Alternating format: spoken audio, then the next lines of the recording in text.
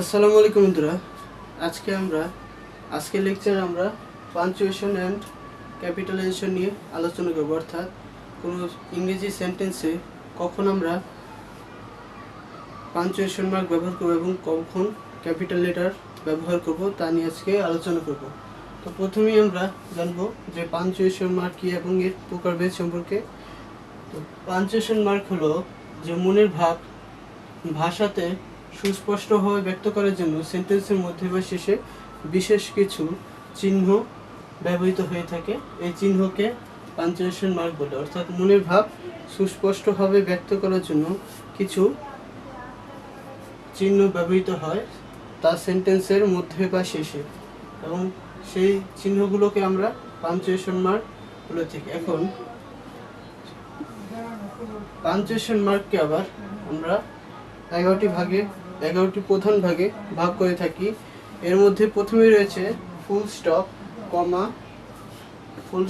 কমা, semicolon, এরপর হলো colon,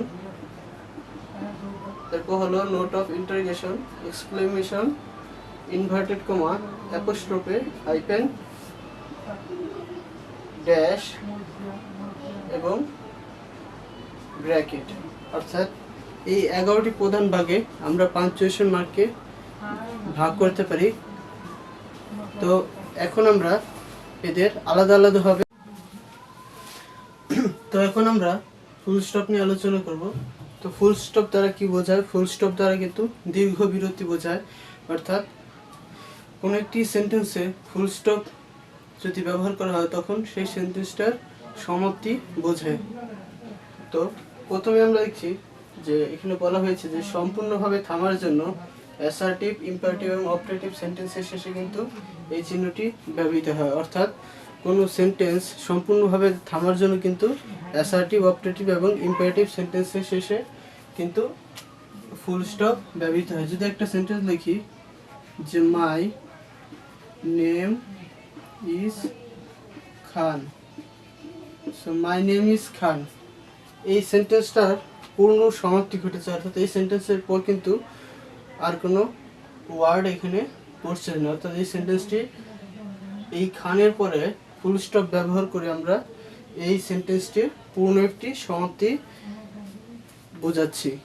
আর এর পরবর্তীতে আমরা দেখছি যে 2 নম্বর রুলসে কি বলা আছে, অর্থাৎ এখানে বলা আছে যে অ্যাব্রিভিয়েশন, অর্থাৎ কোনো ওয়ার্ডের সংক্ষিপ্ত রূপের পর কিন্তু আমরা ফুল স্টপ ব্যবহার করি। তো সংক্ষিপ্ত রূপ কি?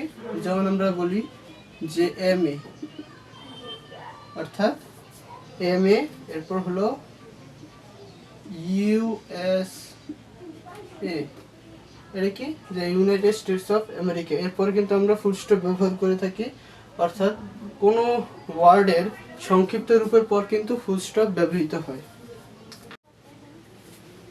তো বন্ধুরা, এখন আমরা কমার ব্যবহার নিয়ে আলোচনা করব, অর্থাৎ কোথায় আমরা কমার ব্যবহার করতে পারি। অর্থাৎ প্রথমে লিখছি যে সেন্টেন্সের মধ্যে একই পার্টস অফ স্পিচভুক্ত, অর্থাৎ সেন্টেন্সের মধ্যে একই পার্টস অফ স্পিচভুক্ত দুইয়ের অধিক ওয়ার্ড যদি পাশাপাশি থাকে এবং এর পাশাপাশি যদি থাকে তখন কিন্তু আমরা প্রথম সবগুলোকে আমরা কমা দ্বারা আলাদা করব এবং শেষের দুইটি এন্ড দ্বারা যুক্ত করব। তো প্রথমে আমাদের কি দেখতে হবে যে যদি কোনো সেন্টেন্সের মধ্যে যদি একই পার্টস অফ স্পিচভুক্ত দুইয়ের অধিক, অর্থাৎ একাধিক ওয়ার্ড যদি পাশাপাশি থাকে তখন আমাদেরকে কী করতে হবে? তখন আমাদেরকে প্রথম যে ওয়ার্ডগুলো আছে সেগুলোকে আমরা কমা দিয়ে আলাদা করব এবং শেষে আমরা একটি ফুল এন্ড দ্বারা এন্ড যুক্ত করতে হবে। আমাদের শেষের দুইটির সাথে আমাদের এন্ড যুক্ত করতে হবে। যদি লিখি, উদাহরণ দেই যে রাকিব, জয়, Arfan and Afnan are brothers. তো এখানে আমরা কি দেখছি যে প্রথমে যে অনেকগুলো ওয়ার্ড একসাথে রয়েছে, তাই আমরা কি করব যে এদের মাঝখানে কমা যুক্ত করে এদেরকে আলাদা করব। আলাদা করার পরে শেষের যে দুটি ওয়ার্ড রয়েছে সেই দুইটি ওয়ার্ডের সাথে আমাদের এন যুক্ত করতে হবে। এন যুক্ত করে আমরা সেই সেন্টেন্সটাকে পূর্ণ করব। এরপর আমাদের কেস ইন অ্যাপোজিশন, অর্থাৎ কেস ইন অ্যাপোজিশনের পূর্বে এবং পরে কিন্তু আমাদেরকে কমা ব্যবহার করতে হয়। যদি একটা উদাহরণ দিই, যে example, Rahim principal of Dhaka University is a strict person. তো রহিমের পরে কিন্তু একটা কমা বসেছে, এরপর হলো principal of Dhaka university is a strict person, অর্থাৎ রহিম যিনি কিনা ঢাকা বিশ্ববিদ্যালয়ের একজন প্রিন্সিপাল, তিনি কিন্তু অত্যন্ত কঠোর একজন মানুষ। অর্থাৎ কেস ইন অ্যাপোজিশন, যে কেস ইন অ্যাপোজিশন আছে সেই কেস ইন অ্যাপোজিশনের পূর্বে এবং পরে, অর্থাৎ কেস ইন অ্যাপোজিশনের পূর্বে এবং পরে কিন্তু কমা ব্যবহৃত হবে। এরপর আমরা দেখব যে ৩য় নম্বর রুলসে বলা হয়েছে যে ভোকেটিভ কেসের কোনো সেন্টেন্সের শুরুতে যদি থাকে, অর্থাৎ ভোকেটিভ কেস যদি কোনো সেন্টেন্সের শুরুতে থাকে, তারপর এবং থাকলে, তারপরে এবং মধ্যে থাকলে, উভয় পাশে এবং শেষে থাকলে তার পূর্বে কিন্তু আমরা কমা ব্যবহার করতে হবে। যদি একটা উদাহরণ দিই, যে রহমান ডু দ্য ওয়ার্ক,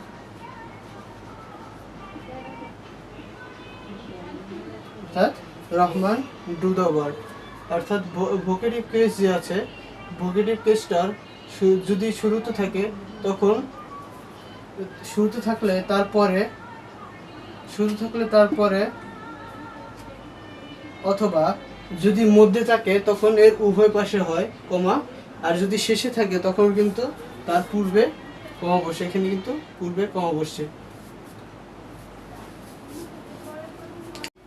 তো বন্ধুরা, এখন আমরা আরো কিছু রুলস নিয়ে আলোচনা করব, অর্থাৎ কমার ব্যবহারের আরো কিছু রুলস নিয়ে আলোচনা করব। তো ৪র্থ নম্বর রুলসে বলা হয়েছে যে অ্যাবসলিউট কনস্ট্রাকশন কোনো সেন্টেন্সের শুরুতে যদি থাকে, তারপর মধ্যে থাকলে উভয় পাশে এবং যদি শেষে থাকে তাহলে তার পূর্বে কিন্তু কমা ব্যবহৃত হয়।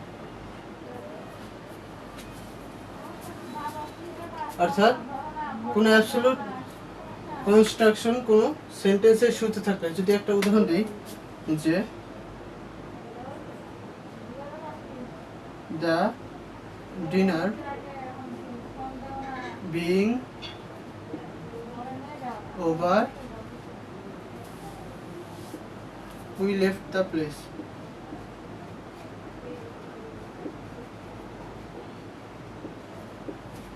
অর্থাৎ এখানে বলা হয়েছে যে ডিনার শেষ হওয়ার পরবর্তীতে কিন্তু আমরা সেই স্থানটি ত্যাগ করি। তো দ্য অ্যাবসলিউট কনস্ট্রাকশন মানে কোনো সেন্টেন্সের অ্যাবসলিউট কনস্ট্রাকশন হলো যে যা দ্বারা সেন্টেন্সটা গঠিত হয়, অর্থাৎ এই দুইটা সেন্টেন্স যে একসাথে যুক্ত আছে তা বোঝাচ্ছে। অর্থাৎ অ্যাবসলিউট কনস্ট্রাকশন যদি কোনো সেন্টেন্সের শুরুতে থাকে তাহলে তারপরে কমা বসবে, আর যদি মধ্যে থাকে তখন তার উভয় পাশে কমা বসে, এবং যদি শেষে থাকে তাহলে কিন্তু তার পূর্বে কমা বসে। এখন দ্য ডিনার বিং ওভার এরপরে কিন্তু একটা কমা দ্বারা এই সেন্টেন্সটাকে আলাদা করা হয়েছে। এরপর ৫ নম্বর হচ্ছে আমরা দেখব যে একাধিক পেয়ার অফ ওয়ার্ডস যদি থাকে তাহলে প্রত্যেক জোড়ার পর কিন্তু কমা ব্যবহৃত হয়। অর্থাৎ হাই অ্যান্ড লো একটা পেয়ার, হাই অ্যান্ড লো হলো একটা পেয়ার, এরপর ব্ল্যাক অ্যান্ড হোয়াইট হলো একটা পেয়ার। এই দুইটা পেয়ার একসাথে যুক্ত থাকার কারণে এদের মাঝখানে কিন্তু কমা ব্যবহৃত হয়েছে। এরপর হলো all are equal to God, অর্থাৎ ছোট বড় কালো সাদা সবাই আলো সৃষ্টিকর্তার কাছে এক। পরবর্তীতে আমরা ৬ নম্বর নিয়ম নিয়ে আলোচনা করব। তো এখানে বলা হয়েছে যে ডাইরেক্ট স্পিচে রিপোর্টিং ভার্বের পর কিন্তু আমরা কমা ব্যবহৃত হয়, অর্থাৎ কোনো ন্যারেশনে ডাইরেক্ট স্পিচের পর কিন্তু কমা ব্যবহৃত হয়। তো এখানে আমরা উদাহরণ দেখছি যে he said I shall go, অর্থাৎ সে বলেছে যে আমার যেতে হবে। তো এরপর আমরা দেখব যে অ্যাডজেক্টিভ আর অ্যাডভার্ব, অর্থাৎ অ্যাডজেক্টিভ বা অ্যাডভার্ব ফ্রেজ কোনো সেন্টেন্সের প্রথমে থাকলে তারপরে কমা বসে, এবং যদি মধ্যে থাকে তারপরে কিন্তু তার উভয় পাশে কমা বসে। যেখানে একটা দেখছি যে হি ইজ, অর্থাৎ সে হলো, এখানে এই গুড বয় এটা হলো একটা অ্যাডজেক্টিভ ফ্রেজ বা অ্যাডভার্ব ফ্রেজ। এর পূর্বে এর অ্যাডজেক্টিভ ফ্রেজে কোনো সেন্টেন্সের প্রথমে থাকলো, অর্থাৎ এটা কোনো একটা সেন্টেন্সের প্রথমে থাকার কারণে, যদি প্রথমে থাকতো তখন কিন্তু এর পরে কমা বসতো এবং মধ্যে থাকতো। এখন দেখা যাচ্ছে যে a good boy, he is so far a good boy, অর্থাৎ এটা কোনো সেন্টেন্সটির মধ্যে থাকার কারণে, অ্যাডজেক্টিভ ফ্রেজ কোনো সেন্টেন্সের মধ্যে থাকার কারণে কিন্তু তার উভয় পাশে কমা বসছে। তো সো ফার হলো এখানে অ্যাডভার্ব বা অ্যাডজেক্টিভ ফ্রেজ। তো এর উভয় এটা এই সেন্টেন্সটার মধ্যে থাকার কারণে। তো দেখছি যে হি ইজ এটা একটা, আর এলো হি এ গুড বয়, এই দুইটি সেন্টেন্সের মাঝখানে সো ফার বসেছে। তো সো ফার দুইটি কোনো সেন্টেন্সের মধ্যে থাকার কারণে, এই সেন্টেন্সটার মধ্যে থাকার কারণে এর উভয় পাশে কিন্তু কমা ব্যবহৃত হবে। এরপর 8 নম্বর নিয়ম আমরা দেখছি যে একই শব্দে পুনরাবৃত্তি ঘটে, অর্থাৎ কোনো সেন্টেন্সে যদি একই শব্দের পুনরাবৃত্তি ঘটে তখন কিন্তু কমা ব্যবহৃত হয়। যেখানে লিখছি যে ইউ আর, তো তুমি হলো, you are quite capable of doing this, you are quite capable of doing this, অর্থাৎ এখানে যদি লক্ষ্য করি যে কোয়াইট কিন্তু এখানে দুইবার ব্যবহৃত হয়েছে, দুইবার থাকার কারণে কিন্তু এখানে একটা কমা ব্যবহৃত হবে যাতে দুইটাকে আলাদা করা যায়।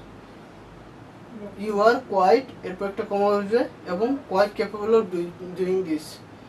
এরপর 9 নম্বর আমরা নিয়মে দেখছি যে অ্যাডভার্ব ক্লজ যদি কোনো সেন্টেন্সের প্রথমে থাকে তারপর কিন্তু কমা ব্যবহৃত হয়, অর্থাৎ অ্যাডভার্ব ক্লজ যদি কোনো সেন্টেন্সের প্রথমে থাকে তখন আমরা কমা ব্যবহৃত করতে পারবো। যে এই সেন্টেন্সটার মধ্যে দেখছি এখানে হচ্ছে ইফ হি কামস, যদি সে আসে, আই শ্যাল গো, অর্থাৎ এটা একটা অ্যাডভার্ব ক্লজ কোনো সেন্টেন্সের প্রথমে রয়েছে, তাই এরপরে কিন্তু আমরা কমা দিয়ে সেই ফ্রেজ ক্লজটাকে আমরা আলাদা করে দেব। যে ইফ হি কামস, যদি সে আসে, আই শ্যাল গো, অর্থাৎ আমি যাব, যদি সে আসে আমি তাহলে যাব।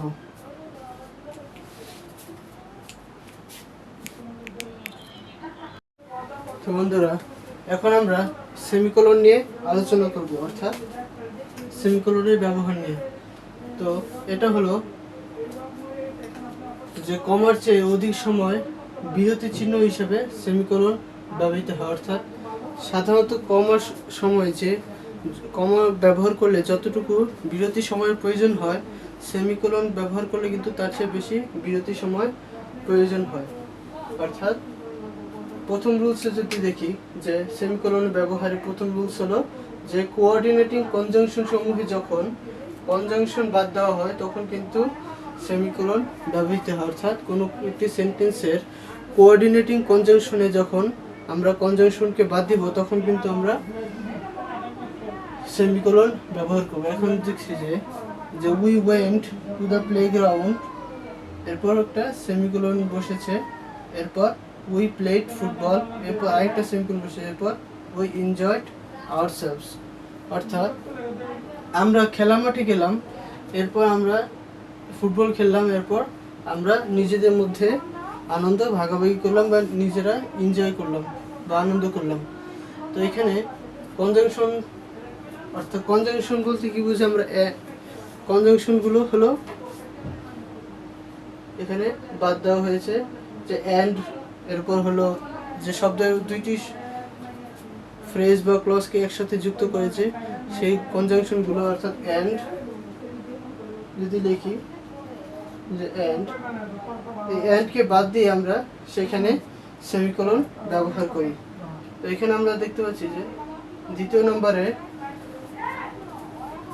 নম্বর রুলসে আমরা দেখতে পাচ্ছি যে দেয়ারফর, ইয়েট, দেন, এরপর হাউএভার, সো এবং আদারওয়াইজ, স্টিল, নেভারদ্যালেস ইত্যাদি কোঅর্ডিনেট ক্লজগুলো যদি বিপরীত অর্থ প্রকাশ করে তখন কিন্তু ওই কোঅর্ডিনেট কনজাংশনগুলোর মধ্যে কিন্তু সেমিকোলন ব্যবহৃত হয়। অর্থাৎ যদি লিখি he had all the qualification, অর্থাৎ তার কাছে সকল যোগ্যতাগুলো ছিল, yet he did not get the job, অর্থাৎ তবুও সে সেই চাকরিটি পায়নি। অর্থাৎ এতে বিপরীত কোনো অর্থ প্রকাশ করেছে, অর্থাৎ কোঅর্ডিনেট ক্লজগুলো বিপরীত অর্থ প্রকাশ করেছে। এখানে ইয়েট আছে, এই ইয়েট কোঅর্ডিনেটিভ ক্লজটা বিপরীত অর্থ প্রকাশ করার কারণে কিন্তু এখানে সেমিকোলন, এর আগে সেমিকোলন ব্যবহৃত হয়েছে। তো বন্ধুরা, এখন আমরা কোলনের ব্যবহার নিয়ে আলোচনা করব। তো এখানে কোলন হলো কি, যে সেমিকোলনের চেয়ে অধিক সময় বিরতি নির্দেশ করতে কিন্তু কোলন ব্যবহৃত হয়। অর্থাৎ পূর্ববর্তী কোনো সেন্টেন্সের বিষয়ে উদ্ধৃতি, ব্যাখ্যা বা উদাহরণের পূর্বে কিন্তু আমরা কোলন ব্যবহৃত করে থাকি। যদি দেখি যে উদাহরণ দেখি, যে এখানে একটি উদাহরণ দিচ্ছে, এক্সপ্লেইন দ্য সেন্টেন্সেস, অর্থাৎ ব্যাখ্যা করতে বলা হয়েছে। এখানে বলা হয়েছে যে sweet are the uses of adversity, অর্থাৎ পূর্ববর্তী কোনো সেন্টেন্সের বিষয়ে যদি উদ্ধৃতি, ব্যাখ্যা বোঝায় এবং উদাহরণের পূর্বে কিন্তু আমরা কোলন ব্যবহৃত করে থাকি। অর্থাৎ এক্সপ্লেইন দ্য সেন্টেন্সেস, অর্থাৎ এখানে দ্বারা কোনো কিছু ব্যাখ্যা করা বোঝাচ্ছে, তাই আমরা এখানে কোলন ব্যবহার করেছি। এর পরবর্তীতে রুলসে আমরা দেখব, যেখানে বলা হয়েছে যে ডায়লগ বা ড্রামাতে বক্তার নাম এবং তার কথার মধ্যে কিন্তু কোলন ব্যবহৃত হয়। অর্থাৎ এখানে বলা হয়েছে যে বকুল, হাউ আর ইউ, অর্থাৎ এখানে একটি কোলন ব্যবহৃত হয়েছে। অর্থাৎ কোনো ডায়লগে বা কোনো ড্রামাতে বক্তা যখন কোনো কথা বলে তখন তার নাম বা তার কথার মধ্যে কিন্তু কোলন ব্যবহৃত করতে হয়। অর্থাৎ এখানে বকুল যে কথা বলেছে তার সাথে তার সেটা বোঝাতে কিন্তু এখানে কোলন ব্যবহৃত হয়েছে। এরপর আমরা তৃতীয় রুলসে দেখব, যে কোনো কিছু গণনা করতে এক এক করে বলে যাওয়ার সময় কিন্তু কোলন ব্যবহৃত হয়। অর্থাৎ কোনো কিছু যখন গণনা করি আমরা তখন তা এক এক করে যখন আমরা বলতে থাকি তখন কিন্তু পাশে একটা কোলন ব্যবহৃত হয়। যেমন দ্য ইউজেস অফ অ্যাডজেক্টিভ বা দ্য এক্সাম্পল অফ অ্যাডজেক্টিভ আর, এখানে কিন্তু কোলন দেওয়া হয়েছে। অর্থাৎ এক এক করে আমরা এখন অ্যাডজেক্টিভের উদাহরণগুলো সম্পর্কে জানবো। এখানে হলো গুড, ব্যাড, হ্যাপি, স্যাড, এগুলো হলো অ্যাডজেক্টিভের উদাহরণ। অর্থাৎ আমরা কী কী ক্ষেত্রে কোলন ব্যবহার করি, অর্থাৎ প্রথমেই হলো কোনো কিছু ব্যাখ্যা করতে, উদ্ধৃতি প্রকাশ করতে এবং উদাহরণের পূর্বে। এরপর হলো যে ডায়লগ বা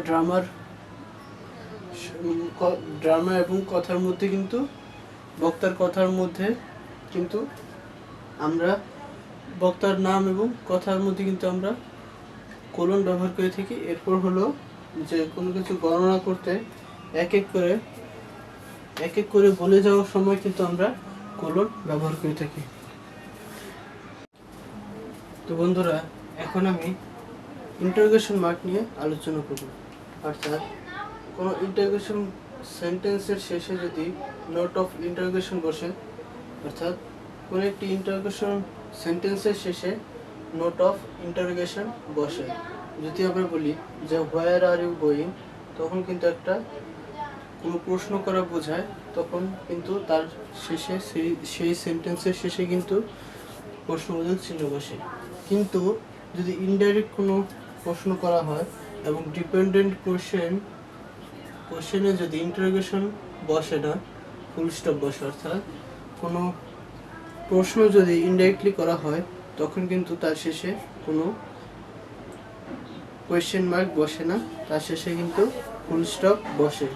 অর্থাৎ এখানে যদি আমরা দেখি যে he asked me what my name was, অর্থাৎ সে আমাকে জিজ্ঞেস করলো আমার নামটি কি।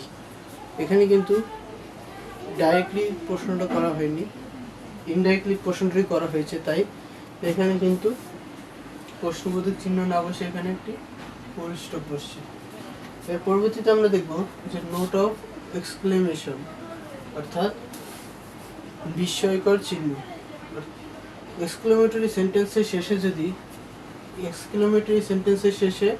এক্সক্লেমেশন বা এই চিহ্নটি বসে, অর্থাৎ এই চিহ্নটি বসে এক্সক্লেমেটরি সেন্টেন্সের শেষে, এবং ইন্টারজেকশনের পরে কিন্তু এই এক্সক্লেমেটরি সেন্টেন্স বা নোট অফ এক্সক্লেমেশন বসে। যদি একটা উদাহরণ দিই যে how fine the bird is, বা আরেকটা উদাহরণ যদি দিই alas we lost the game, alas we lost the game, অর্থাৎ কোনো বিস্ময়কর বা আবেগসূচক কোনো কিছু বোঝালেই কিন্তু তার সেই সেন্টেন্সের শেষে কিন্তু এক্সক্লেমেটরি চিহ্ন বসে, এই চিহ্নটি বা নোট অফ এক্সক্লেমেশন বসে। এখন আমরা ইউজেস অফ ইনভার্টেড কমা নিয়ে আলোচনা করব, অর্থাৎ রিপোর্টের স্পিচের পূর্বে এবং পরে ইনভার্টেড কমা বসে, অর্থাৎ কোনো একটি সেন্টেন্স যদি রিপোর্টের স্পিচ হয় তার পূর্বে এবং পরে কিন্তু ইনভার্টেড কমা বসাতে হবে। যদি একটা এক্সাম্পল দিই যে আর ইউ হাংরি, অর্থাৎ তুমি খুব ক্ষুধার্ত, সেড দ্য ম্যান, তখন কিন্তু ইনভার্টেড বুঝবে। অর্থাৎ কোনো কিছু উক্তি প্রকাশ করলে কিন্তু কোনো ব্যক্তি যদি কোনো উক্তি প্রকাশ করে তখন কিন্তু ইনভার্টেড কমা বসে, অথবা কোনো নাম বা শব্দ উদ্ধৃত করতে কিন্তু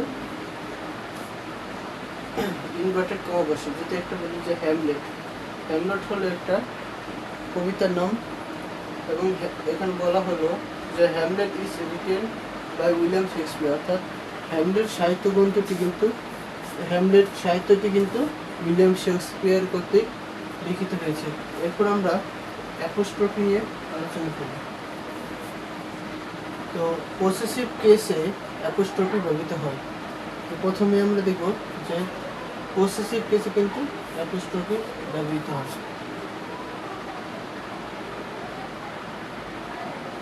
এই যে এখানে যদি দেখি যে রহিম, দিস ইজ রহিমস বুক, অর্থাৎ এটা রহিমের বই, অর্থাৎ নিজের কোনো কিছু বোঝাতে কিন্তু অ্যাপোস্ট্রফি ব্যবহৃত হয়। এরপর কোনো শব্দের অক্ষর বাদ দিলে সে স্থানে অ্যাপোস্ট্রফি ব্যবহৃত হয়, অর্থাৎ কোনো শব্দের অক্ষর যদি বাদ দেয় তখন সে স্থানে অ্যাপোস্ট্রফি ব্যবহৃত হয়। অর্থাৎ এখানে বলা হয়েছে যে হোয়াটস দ্যাট ম্যাটার, অর্থাৎ বিষয়টা কি। এখানে কিন্তু হোয়াট ইজ, এখানে ইজটা কিন্তু এখানে উজ্জ্বল হয়েছে, তাই এখানে ব্যবহৃত হয়নি। এরপর বলা হয়েছে যে অক্ষর বা সংখ্যার প্লুরাল করতে কিন্তু অ্যাপোস্ট্রফি ব্যবহৃত হয়, অর্থাৎ কোনো সেন্টেন্সে অক্ষর বা সংখ্যার প্লুরাল করতে কিন্তু অ্যাপোস্ট্রফি ব্যবহৃত হয়।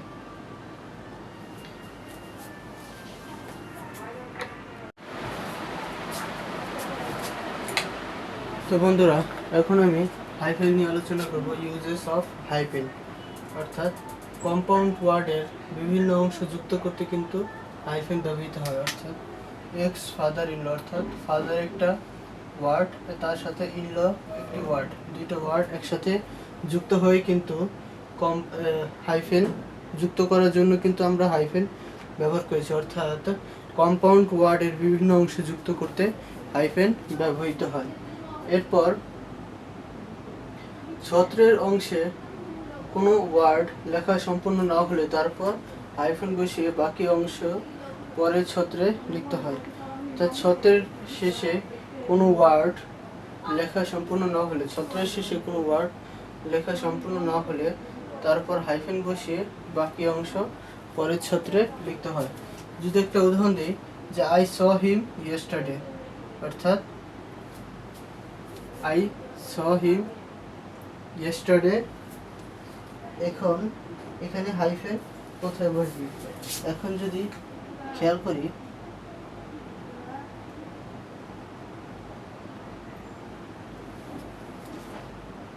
তো এখানে কিন্তু হাইফেন বসছে না। I saw him yesterday word লেখা সম্পূর্ণ হয়ে বসে। তো এখানে হাইফেন কোথায় বসবে? এখানে যদি লিখি যে I saw him yesterday taking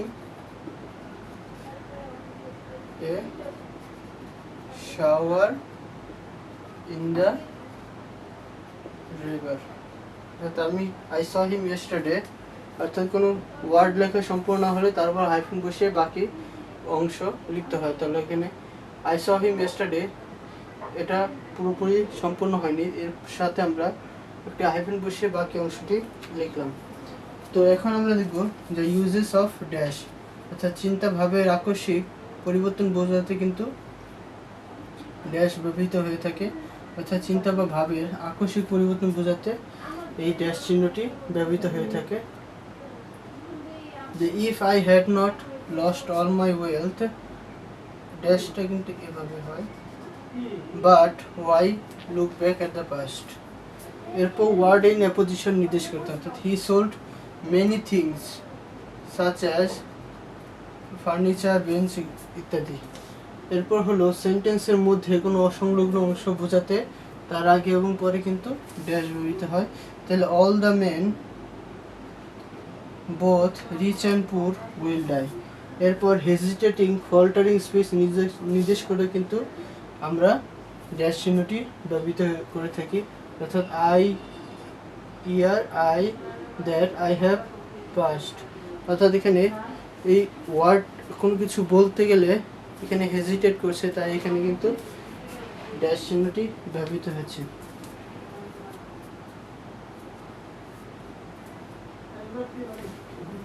তো এখন আমরা ব্র্যাকেটের ব্যবহার নিয়ে আলোচনা করব।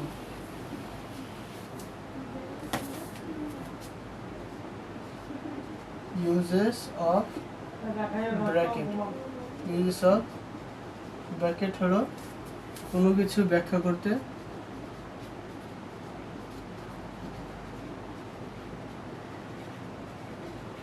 বা প্যারেনথেসিস করতে, প্যারেনথেসিস করতে কিন্তু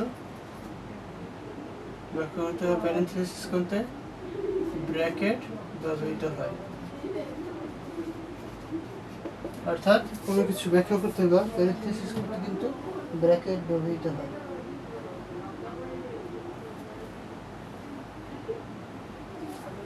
যে একটা উদাহরণ দিই, আই হ্যাভ লস্ট অল, এখানে ব্র্যাকেট দিয়ে ব্যাখ্যা দিতে যে আমি কতটুকু হারিয়েছি তা বোঝাতে আমরা এখন ব্র্যাকেট দিয়ে এখানে ব্র্যাকেট ব্যবহৃত করব। তাহলে আই হ্যাভ লস্ট অল 10,000 টাকা। I have lost all 10,000 টাকা। তো বন্ধুরা, এখন আমরা ক্যাপিটাল লেটার নিয়ে আলোচনা করতে যাচ্ছি, অর্থাৎ কখন আমরা ক্যাপিটাল লেটার ব্যবহার করব। তো সেন্টেন্সের প্রথম ওয়ার্ড কিন্তু সবসময় ক্যাপিটাল লেটার হয়। যদি বলি যে Ali is a good boy, তখন কিন্তু আলির এই এস কিন্তু সবসময় ক্যাপিটাল লেটার হবে, অর্থাৎ কোনো একটি সেন্টেন্সের প্রথম ওয়ার্ড কিন্তু সবসময় ক্যাপিটাল লেটার হবে। অথবা ইংরেজি কবিতার প্রতি লাইনের প্রথম অক্ষর কিন্তু ক্যাপিটাল লেটারের হবে।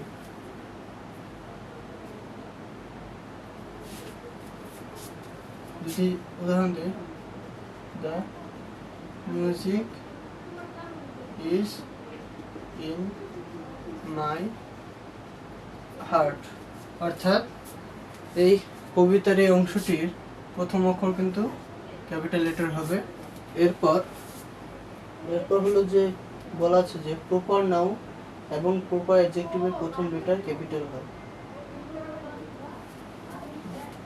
অর্থাৎ যে আই met আসলাম yesterday। অর্থাৎ এখানে কিন্তু আই কিন্তু ক্যাপিটাল লেটারের বসেছে। অথবা বার, মাস, পর্ব বা ঐতিহাসিক ঘটনা বোঝাতে কিন্তু ক্যাপিটাল লেটার ব্যবহৃত হয়, যেমন জানুয়ারি, ফেব্রুয়ারি, এরকম কিন্তু ক্যাপিটাল লেটার ব্যবহার হয়। এরপর প্রপার আই এবং ইন্টারজেকশন ও কিন্তু সর্বদা ক্যাপিটাল লেটার হয়ে থাকে। যদি উদাহরণ দেই যে if he want I will help him, অর্থাৎ যদি সে চায় আমি তাকে সাহায্য করবো। অর্থাৎ এখানে কিন্তু আই কিন্তু সর্বদা প্রপার আই কিন্তু সর্বদা ক্যাপিটাল লেটার হয়। এরপর উপাধি পদবীর প্রথম অক্ষর ক্যাপিটাল হয়। এরপর বলা আছে যে উপাধি বা তাদের অ্যাব্রিভিয়েশন কিন্তু সর্বদা ক্যাপিটাল হয়। যে লেফটেন্যান্ট যদি লিখি যে কলোনিয়াল বা কলোনেল জসিম, এখানে কিন্তু সি কিন্তু সব সময় ক্যাপিটাল লেটার হবে, অর্থাৎ কোনো উপাধি বোঝালে তা ক্যাপিটাল লেটার হয়। এরপর কোড বা কোনো উক্তির প্রথম অক্ষর কিন্তু সর্বদা ক্যাপিটাল লেটার হয়। এরপর চিঠিপত্রে যদি কাউকে সম্বোধন করতে হয় তখন কিন্তু তার প্রথম লেটার ক্যাপিটাল লেটার হবে। এরপর পুস্তক বা পুস্তিকার নামের প্রথমে কিন্তু ক্যাপিটাল হয়। যদি লিখি যে গীতাঞ্জলি,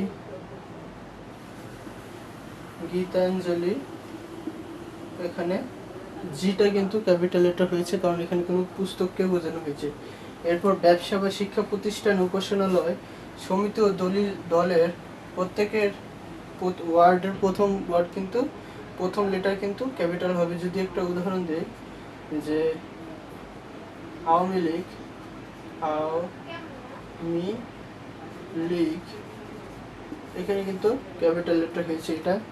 এরপর শিক্ষা প্রতিষ্ঠানে পঠিত ভাষাসমূহের নামের প্রথম অক্ষর হলো ক্যাপিটাল লেটার। জাহাজ, বিমান, ট্রেন, বিখ্যাত কোনো স্থানের নামের পূর্বে কিন্তু ক্যাপিটাল লেটার ব্যবহৃত হয়। এরপর জাতি, ধর্ম, সম্প্রদায় বোঝাতে কিন্তু ক্যাপিটাল লেটার হয়। যদি লিখি যে ইসলাম, এখানে আই কিন্তু সবসময় ক্যাপিটাল লেটার হবে। এরপর দিক নির্দেশনা বা ভৌগোলিক রিজিয়ন এরিয়া বোঝাতে কিন্তু রিজিয়ন এরিয়া এর সাবস্টিটিউট বোঝাতে কিন্তু ক্যাপিটাল লেটার ব্যবহৃত হয়ে থাকে। এরপর অচেতন কোনো পদার্থকে পার্সোনিফাই পদার্থ হিসেবে ব্যবহার করলে কিন্তু আমরা ক্যাপিটাল লেটার ব্যবহার করি। যদি একটা উদাহরণ দিই যে ও ডেথ